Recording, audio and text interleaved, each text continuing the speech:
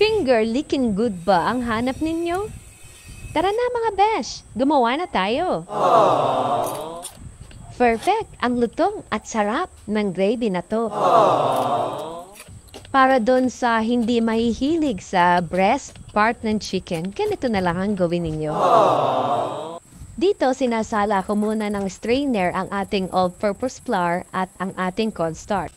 Para sure na walang ibang makakasama. Inilagay ko na dyan ang ating iodized salt at hindi mabilang na mga marites.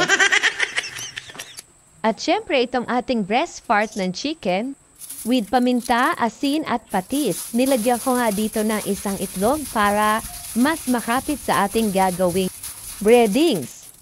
At pagkatapos niyan, lalagay lang natin dito sa ating ginawang breadings. Yan ay i-coat lang natin yung ating chicken breast. Ayan, ganyan lang. Pwede na yan. At ayan nga po yung ating nagawa lahat. At magpainit na nga tayo ng ating cooking oil. Siyempre, nilalagyan ko ng stick yan para alam ko kung ready na tayo maglagay ng ating pipirituhing chicken breast. Pag nailagay po natin lahat yan, huwag natin hahaluin. Okay lang siyang maging ganyan. At pag nakita na natin na ganyan na ang kulay, pwede na nating hanguin yan. Ito po ay unang prito natin kasi ako pag nagpiprito, may pangalawang prito pa para mas maging malutong yung ating breast chicken.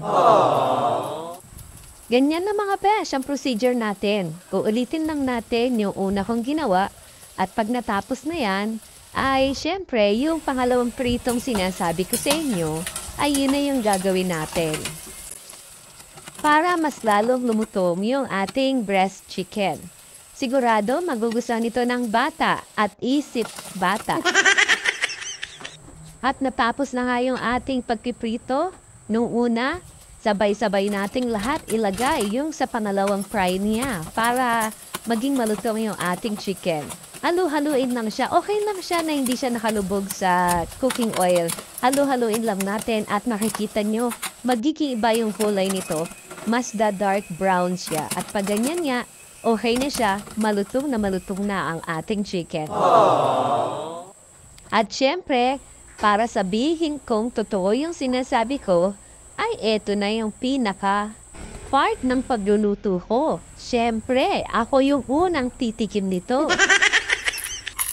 At pakinggan nyo na lang mga besh.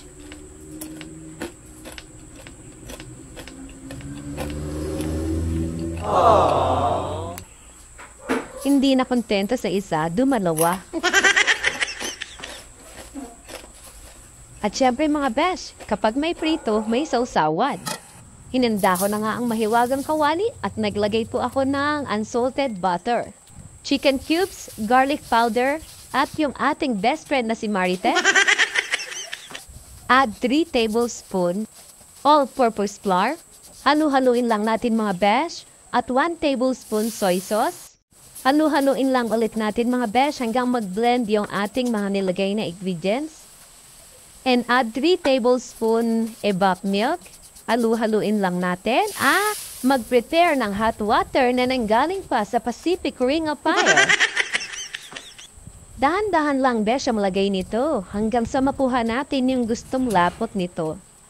Kaya na mga beshi ko ang magtansya ng paglalagay nito, makikita nyo naman kung hanggang saan yung gusto nyong makitang lapot nito. At pag naluto na nga ito mga besh, hindi na kayo mabibitin sa gravy dahil unlimited gravy ang matitikman nyo. At eto nga mga besh, konting kembot na lang. Eto na yung lapot na gusto natin para sa gravy na to. O paano mga besh? Unlimited rice ba to? O extra rice? Ano nga ulit mga beshi ko yung fast food na finger licking good?